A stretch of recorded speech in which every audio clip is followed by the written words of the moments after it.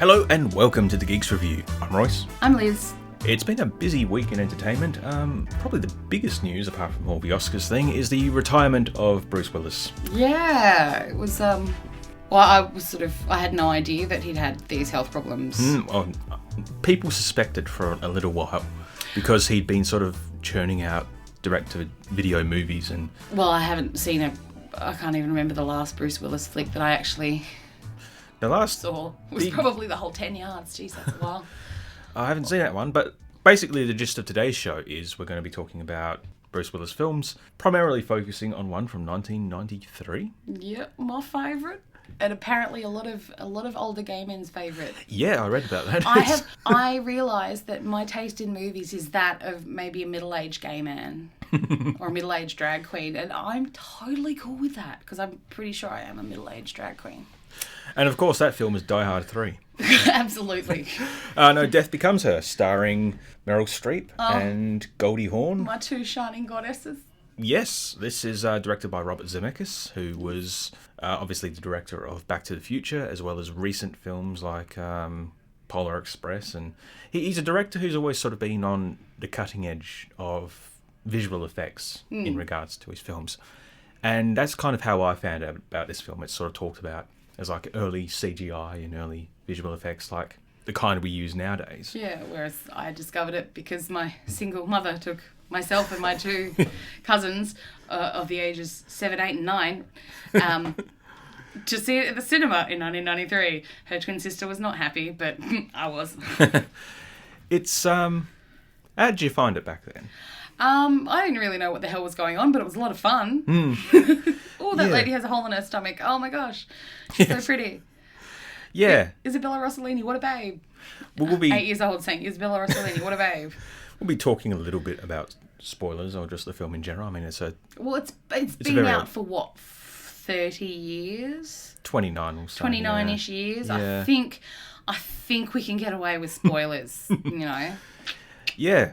So it begins in the 1970s.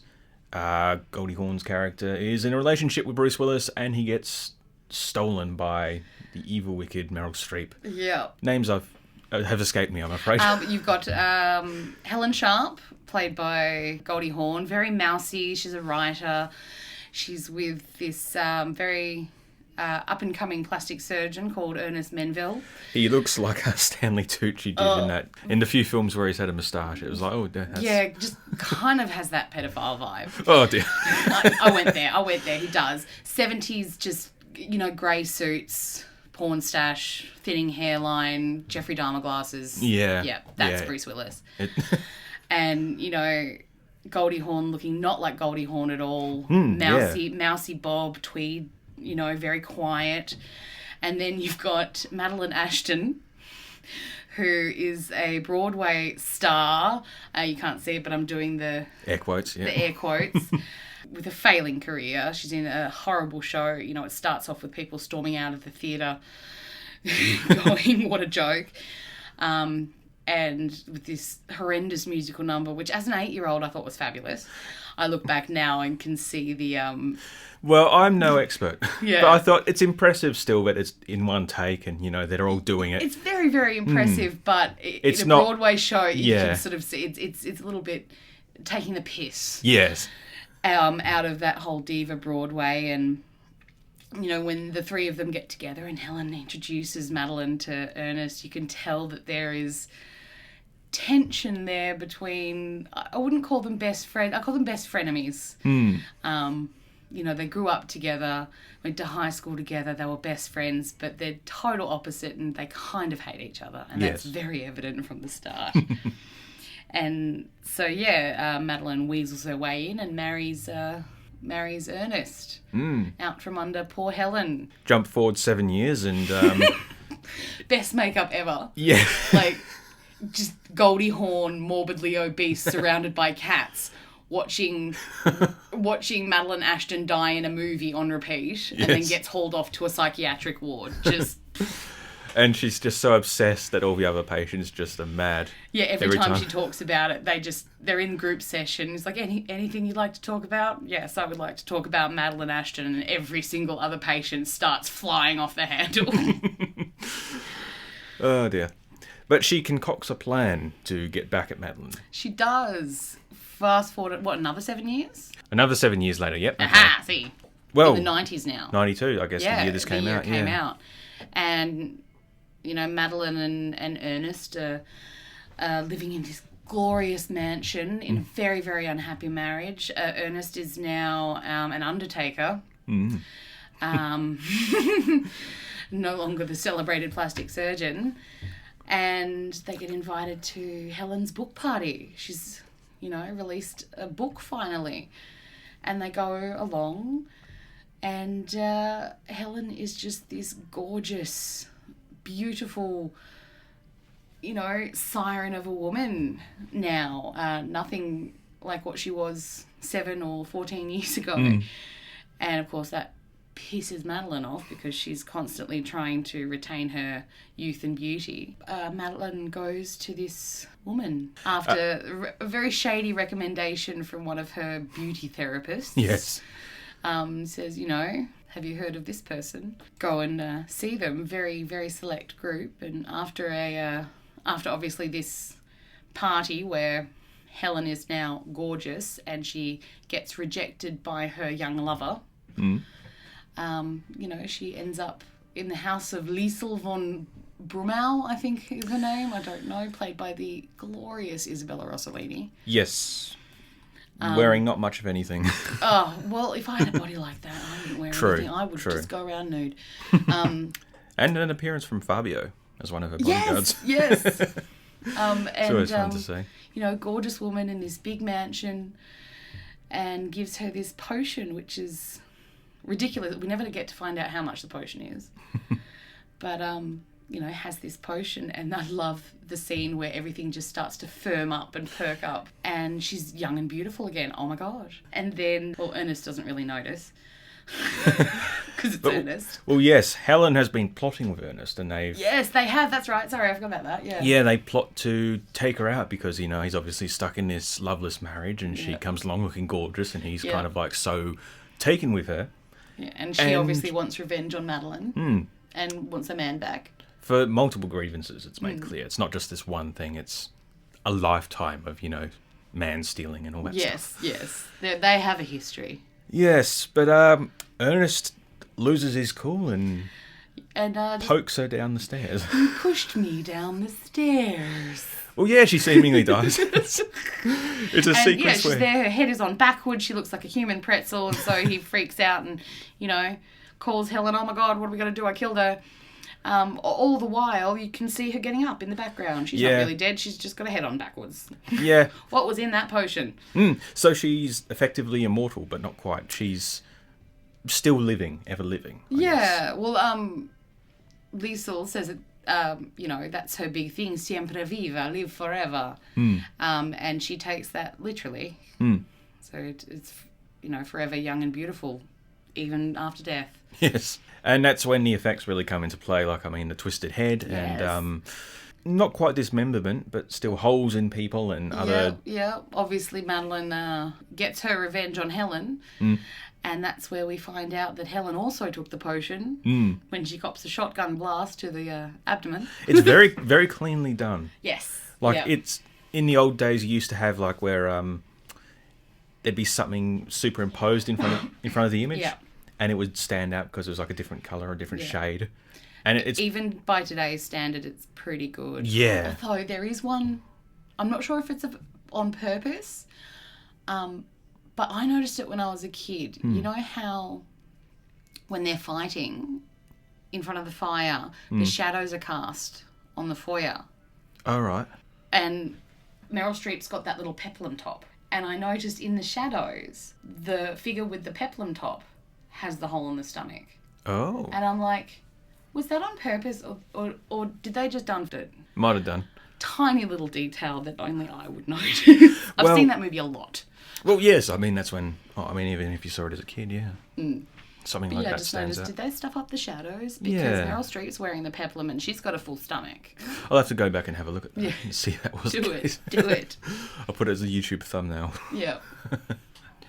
Yeah. So obviously... Watching for Bruce Willis, like I said, everyone's performances in this are great. Yeah. And I think a lot of people just think now that Bruce Willis is the action movie guy. Well, see, that's what I thought, because I obviously grew up with Die Hard. But I forgot beforehand, before all the Die Hard stuff, there was it Moonlighters? Moonlighting, yeah. Moonlighting, which he was a comedy actor in. And I didn't realise that when he was cast in Die Hard, if you look at the original, like the very first, the promotional stuff, Bruce Willis's face isn't really featured on it because that was his first action role. Yeah. And so he went from comedy to this big spate of action stuff. And then in the 90s, it's like, well, let's give comedy a go again, which was weird for me. Oh, drama as well. I mean, obviously The Sixth Sense and Unbreakable later on in the decade. And 12 Monkeys as well. Yeah, 12 Monkeys. Fifth Element. Yeah, Fifth Element, which is kind of action/comedy. Yeah. And then you've got The Whole 9 Yards. Yeah, and The Whole 10 Yards. I think they're hilarious. Well, I think the first one's hilarious. But yeah, it was comedy role. When Die Hard came along, it was in the era of like Sylvester Stallone and Arnold Schwarzenegger, big muscle-bound guys who just stood there and fired guns into the forest. And with him, he's an actual action star. He's moving. He's doing things. He's saying things. He's got humanity, and it's stuff like the little details of him, like burying his toes in the carpet in Die Hard, which gives him that humanity and humility and all that stuff, and makes you root for him. And I think that's something that's really important in making these action heroes relatable and likable. The fact that all through that movie you can tell he's freaking struggling. Yeah. He's struggling. It is a struggle. Like, oh my God. As much as he is in Death Becomes Her. Yeah. It's different kind of struggle there.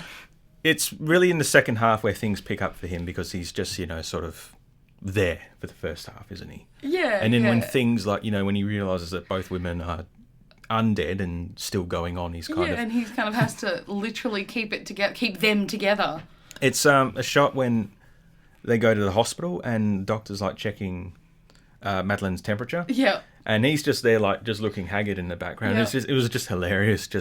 It's not focused on, but it's just a fantastic physical performance. And the camera pans across and he's like having a drink.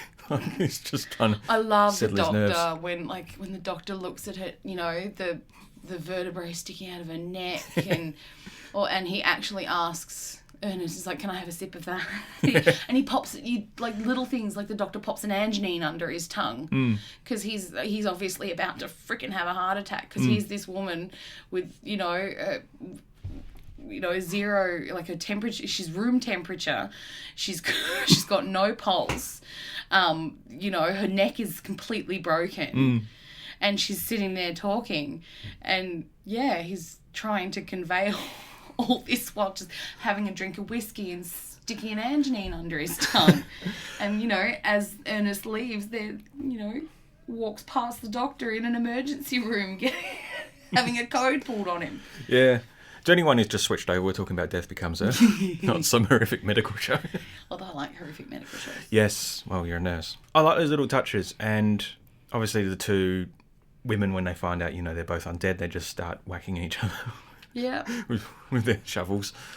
And there's sort of the whole plot, because of Ernest's profession, he can keep them from literally falling apart. Like he can fill in the body, he can brace the neck, he can make them look not dead. And they sort of come to the conclusion, what are we going to do when he dies?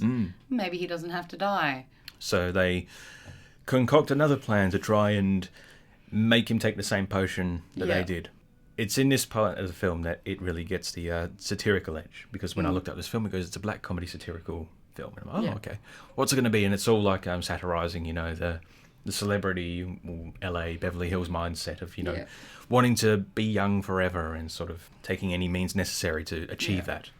And it's here you got a lot of cameos from long dead historical figures. Yeah, and sort of implying that people... Greta Garbo, that may or may not have taken the potion. Sort of speaks to the vanity of Hollywood. And... beauty at any cost. Ernest obviously isn't terribly happy with this. If Isabel Rossellini wasn't as menacing, she probably could have got away with it, because I think she came on too strong. No, he was all for it. He was all for it until she said those words, "Siempre viva," live forever. And he's like, I don't want to live forever. With Madeline and Helen? Hell no. Yeah. Like, I don't want to live forever with these bitches. Yeah.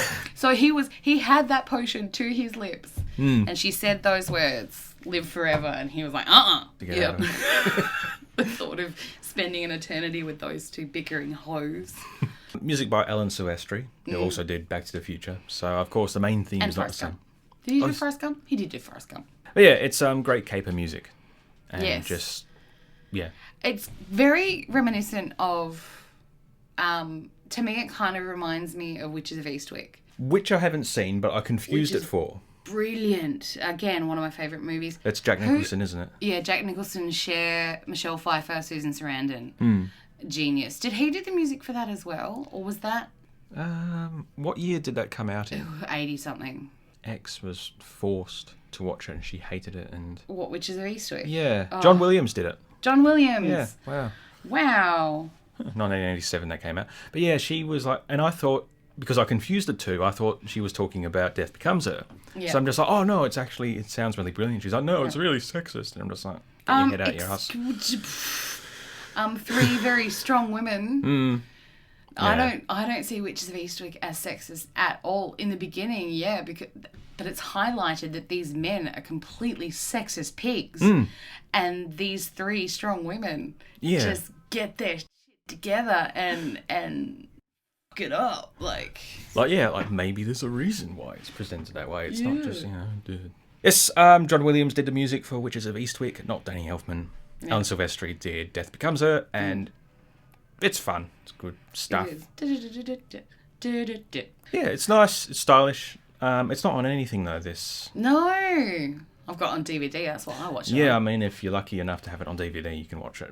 I've got a lot of like weird, obscure movies on DVD that just don't get like another release or streaming anywhere. I'm like, I'm so glad I have these DVDs. And then you see some films that get Blu-rays, and you're just like, really? Why? What happened? Why? Isn't it weird that we're still in like the Blu-ray era? I mean, like streaming and digital is all a thing now, but there hasn't been something to supersede Blu-ray. I don't think there will be because Nah. I mean, I like. Well, there might be. Who knows? I might say, but I like having a physical copy of things that I really love. But 99% of the time, I watch stuff on streaming, and it's only when I can't watch it on streaming that I consult my DVD/Blu-ray collection. Yeah. So I'll still always buy a physical copy because people in streaming services always take stuff off. I can't watch it anymore. I guess other films. What else is there to talk about? Angelina Jolie doubleheader. But yes, that is Death Becomes Her. It's like I said, it's not available on anything to watch. But if you happen to have the DVD, or if you find a DVD, check it out. It's really quite fun. Yeah, it is. It is good fun. Let your kids watch it. So you want to talk about some other movies? Yes, I thought Angelina Jolie doubleheader. Moving away from Bruce Willis. Moving away from Bruce Willis. Have they been in a movie together? I can't remember. I don't think they have. No, I don't think so. Just because I love Angelina, I remember as a kid renting my videos, my first interaction with Angelina Jolie was a preview for Hackers at the beginning, and I was like, who is this woman? Oh my god, She's very in that movie. She's very like she's just this cyberpunk goddess. she would have stolen many hearts, and I think for many, she did. Just amazing. And so I rented out this movie Hackers, and I'm like, oh my god, who is this woman? And then I'm like, oh my god, who is this man? Johnny Lee Miller. For me, that's the quintessential 90s power couple.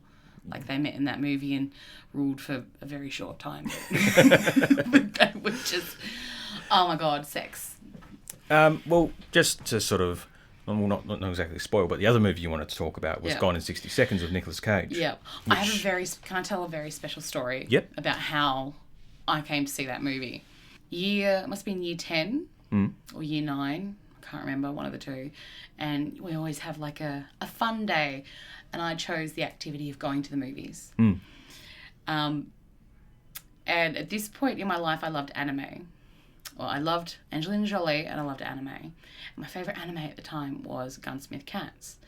And the car in Gunsmith Cats is 67 Shelby. Oh, yeah. So I was obsessed with that car. And so we sit in this, we have no idea what movie we're seeing. It's just some random movie.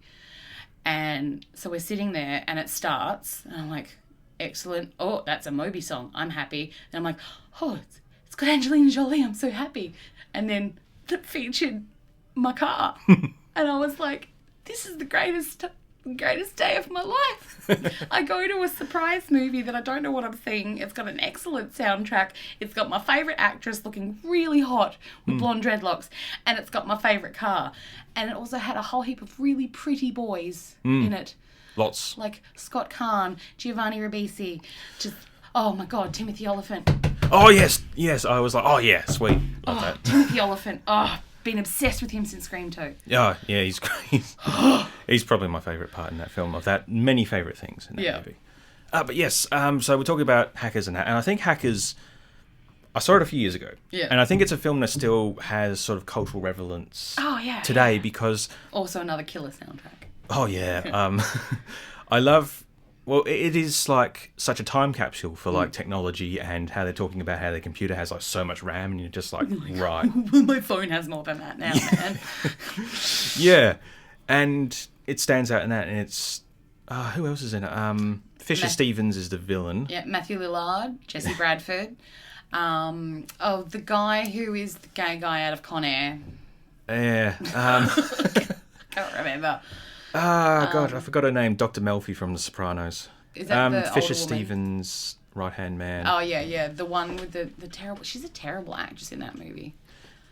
She was in Lorraine Bracco. She says that line when they're talking about sinking the ship. She's like, "You want to cause a worldwide ecological disaster?" That's her voice. Yeah. But it's not her voice for the rest of the movie. Yeah. It's just for that one line, worldwide ecological disaster. The Mafia came out in that one. Jesus. She was Karen as well in Goodfellas. Yeah. Yeah. Yeah, so I watched Gone in 60 Seconds for the first time last night. And we had the VHS Vinnie when Jones. I was... Yes. Sorry, yes, oh, that's Vinnie the other Jones. babe. That's the other babe. Did you notice there's the reference to Snatch when the Yeah. dog eats the things and he gets Yeah. out the knife and he's like, no. Which came first? Snatch. Snatch, okay. Snatch is one of my favourites. Yeah, because we had the VHS and it was just like, oh, that's such an evocative title, Gone in 60 Seconds. Yeah. What do you need to be gone from 60 seconds on? Yeah. Like, is there a bomb? Is it racing? Is it desert stuff? No, it's just that's how quick your car can be gone. Yeah. I think. I don't know. I haven't seen the original. Well, looking at IMDb scores, this one is marginally better than the original. 6.4 on the original, Yeah. 6.5 on this one. Yeah. So it's a better film. I mean, it's not a great film, but I love it. Yeah, It's a lot of fun. I think And it's a it's all film watches. that would... I saw 20 years too late. Yeah. I think you did too. Yeah. It sort of reminded me like The Gathering of the Crew. I mean, you kind of have that in your Ocean's 11 film. You have it in every film that's kind of like this. Because it is... the Italian Job. Yeah. It's that classic caper movie. I think DNA of this is shared by that Need for Speed movie that came out a few years ago with Aaron Paul. And there's a very similar scene where Rami Malek is like, he's working in an office and he strips naked and walks through the office. And you're kind of watching now and you're like, oh, that's multiple cases of sexual harassment doing that. And it's 2014, 2015, this film came out. But yeah, it's very similar. It shares some of the DNA. And this one is... it's interesting. He's got to steal a bunch of cars. Christopher Eccleston is the bad guy. Yes, that's the first thing I ever saw Christopher Eccleston in as well. But yeah, basically, Memphis Reigns or Randall Reigns was LA's best car thief, but since retired. And his brother's taken up the mantle, but he gets into a bit of trouble. Says he's going to steal 50 cars, and they come along quite nicely until they sort of they don't get caught, but they escape, but the police impound their progress and they kind of have 3 days to re-steal the 50 cars. And they don't start the stealing until like the final 12 hours? Yeah, it's the very final night that they do all their recon the night before, and then, it's that classic case of getting the old gang together. So it's, Nick Cage getting all the old players together, and then you've got Giovanni Ribisi, or Kip, his little brother, introducing the new players, the new kids on the block, and it's kind of them melding. It feels like their it could have... techniques. It could have Like been the old start learning of a franchise movie, you know. Yeah, oldies learning from the youngies and vice versa. I do love that. Chi McBride is the highlight of that movie for me. Oh yeah, I was going to say I like the scene where he cons his way into stealing the car, and then some guy pulls a gun on him. Yeah, and he just, hijack. It's like, you need a role model. so I'm like, is this guy now going to join the crew? Unfortunately not. But no, I like that. It was just like, no, how dare you? I It's like, put how in dare work you? to Like, this. we have done all this legwork. Any fool could pull a gun on someone. And I do like just him with the little Asian girl as the driver, and that speech he gives. I always think of that speech as like, it's like, I can't swim. I know I can, so I keep my black ass out the pool. Talking about her driving. Honey, you can't drive. It's a product of its time. It is. But I could honestly watch Chi McBride in just about anything. Yeah, it's. I think if this had become like a series, like, you know, Fast and Furious has, you know. Yeah, you could imagine him being the character who's kind of the highlight of every film. Yeah. But I'm kind of glad it didn't. It's just its own look what thing. happened to... I mean, I loved the first Fast and the Furious movie. That was, you know, a staple of my high school and college experience. No, college experience, because it came out 2001. Yeah, Yeah, it did. college. I've got it on VHS. Oh, wow. Yeah. And, you know, love Michelle Rodriguez, love the cars, but it just... I don't think I've enjoyed one since. Nah. They're all just so terrible. They've lost the plot, literally. What little plot they did have, they have lost. And I think that would have happened with Gone in 60 Seconds. That's why I just kind of love it. It's really fun. You get to know all these different characters, and it's got a resolution. He gets his Eleanor, he gets his girl in Sway, and no one dies. And it's a happy movie in the end. Relatively, yeah. It's not quite as serious or dramatic as I expected, you know, because building up 20 years of expectations, seeing that VHS case, and not getting around to watching it till now. It's too late. The 67 Shelby Cobra. GT5. God, that's a gorgeous car. I'd have that or a 69. That's my dream car. I even looked into importing one. No. Yeah, I'm that far gone. I wonder how much Christopher Eccleston hated this film, because he always whinges about hating having to do like big Hollywood films like this. Yeah. So like, what are you doing? What are you doing? Money. You know? Yeah. Money. There's that. He's just vocal about it. You've got to take the big paying shit jobs to be able to do the little jobs. Yeah. Otherwise, you end up like Josh Hartnett. Lots to talk about. I mean, trying to fit 3 films into a 28-minute show. Yeah. So we talked about Death Becomes Her, which isn't available on anything. Gone in 60 Seconds, which is available on Disney Plus, of all things. Disney Plus. And Hackers, I'm not too sure on. I think Disney Plus also. No. Look it up. From memory. I don't know, because I got it on DVD. Yeah. Got them all on DVD. If you have them on DVD, it's fine, you know. Anyway, I'm Royce. I'm Liz. And thank you for listening. Bye for now.